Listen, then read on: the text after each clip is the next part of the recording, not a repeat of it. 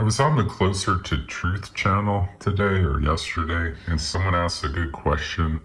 If I think we're in the computer, where is this computer located? It's a great question. I think this person was trolling me, but whatever, What's that saying? First they laugh at you, then they join you or something. Like, literally every theory in physics history was laughed at in the beginning. It's not like Einstein said, yeah, this is happening, and everyone just agreed with it. So anyway, I want to try to answer that question as best I can. This is I'm not a physicist, but I study it and have for years, and this is my understanding here. So whenever I get the napkin out, something serious is about to happen. So there it is. Where is the computer located? I wrote right here.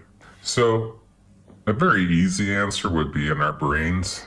We render reality, and there is proof of this, of course. We know now due to quantum that if a tree falls in the forest and there's no observer, it doesn't make a sound.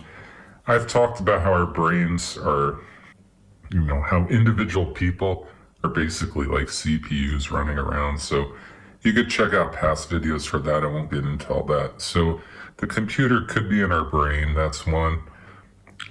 Something else, the computer could be a field. There could be particles, some kind of energy we haven't discovered yet. And that field could run, this thing that we see. It could run the whole thing. And dark energy, in my opinion, would be a good candidate for that. We don't really know what it is. So, yeah, we don't really know what it is. I just ate really hot food. My nose won't stop running.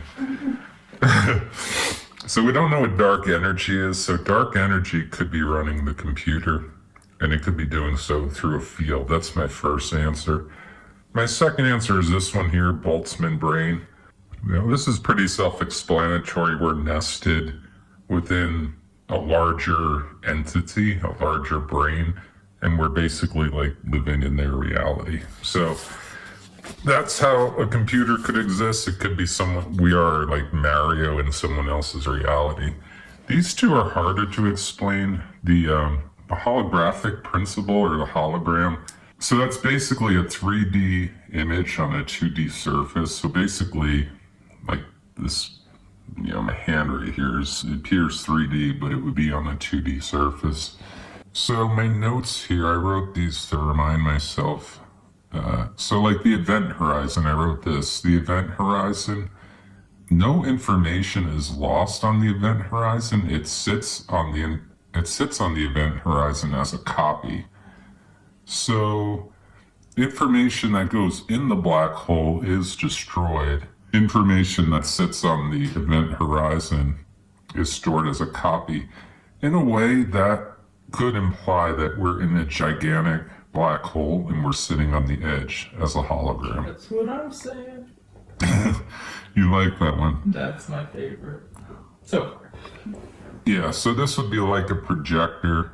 There's other evidence besides just the event horizon. Like the universe they think is flat.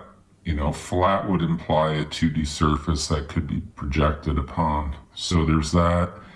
So I wrote here in my notes, what is inside the black hole is a presentation of the surface. So the information that goes in, it gets destroyed, but it sits on the surface, and it's almost like it's projected there. It's a presentation, or it's a projection of the surface, on the surface. So where would this projector be located? That's going to be the question that I guess they're trolls. I don't know. I don't know why you wouldn't just be a curious person and engage in all theories. I don't laugh at people who believe matter is real. I think they're not creative. I'll say things like that they're not creative people. They're not, they're looking at this thing that is not obvious in a very obvious way. But I won't sit there and say I won't troll them and say your theory's stupid and laugh at them. But if someone wants to do that, fine. It's going to make me make this good video. So where would this projector, this theoretical projector that's on, shining light on this 2D surface, where would it be? So by definition, with the holographic principle, it would have to be infinitely far away on the edge of our universe's surface. That's what I wrote here in my notes. Now, that starts to sound a lot like a black hole. And you could see in my final theory here, I said the computer could be here at the singularity. That's a really good theory for where it could be. And the holographic principle says it has to be infinitely far away on the edge of the universe's surface. So this is infinitely far away. That's the singularity. You can never really get to this. It's also a great source of energy to run such a computer. This cone shape looks like a projector, and then sitting on the edge, we have, say, a 2D surface here, and this is where we would be located thinking we're in a 3D space. So that's how I think the holographic principle would work. It's a confusing theory. I recommend this guy, Juan Maldacena.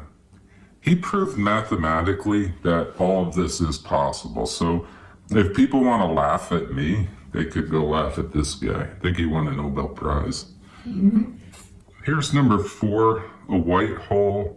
And to me, I wrote BB, that's the Big Bang. So I don't really believe in the Big Bang, but I do believe that on the other side of a massive black hole, a white hole could have exploded, and we might call that the Big Bang. It might be the information coming through from the other side.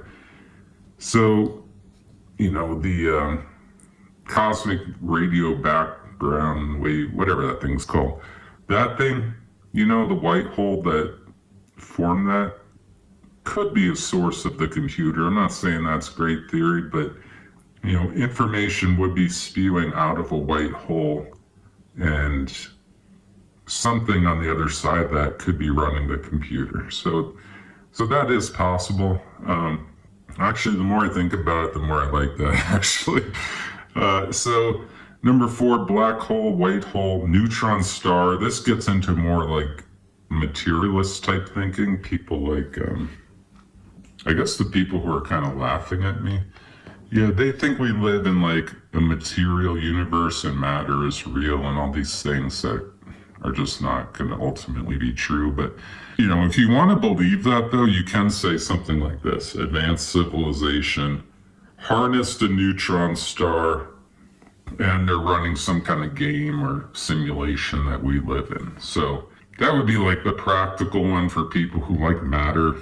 I don't even think matter's real. I think we know that now due to fields. I mean, the Higgs boson proved matter's not real. So I don't even know why you would cling to this kind of thing, but it's there as a place a computer could be if you believe in that thing and that kind of thing. And then number 5, I said, what did I say? What's that say?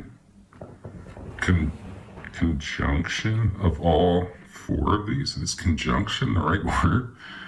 Anyway, I meant like combination of all 4 of these. So really, like, you could be sitting here on a black hole that's giant, and that could look like a hologram due to what I explained here, with this being, say, a 2D surface. It's possible that's even located in someone else's reality, like a Boltzmann brain. Probably not, though, in that case. And then here you are rendering it as the CPU. So you could have some interplay of all 4 of these. So that's my answer. Where's the computer located? I'll think about it some more. That's a good question. I shouldn't just be allowed to say we live in a computer and no one challenges it. I like that. That's good. But I hope people stay open-minded to it. That's all I would ask in return. So think about it. If you do disagree with me, write down below why you disagree.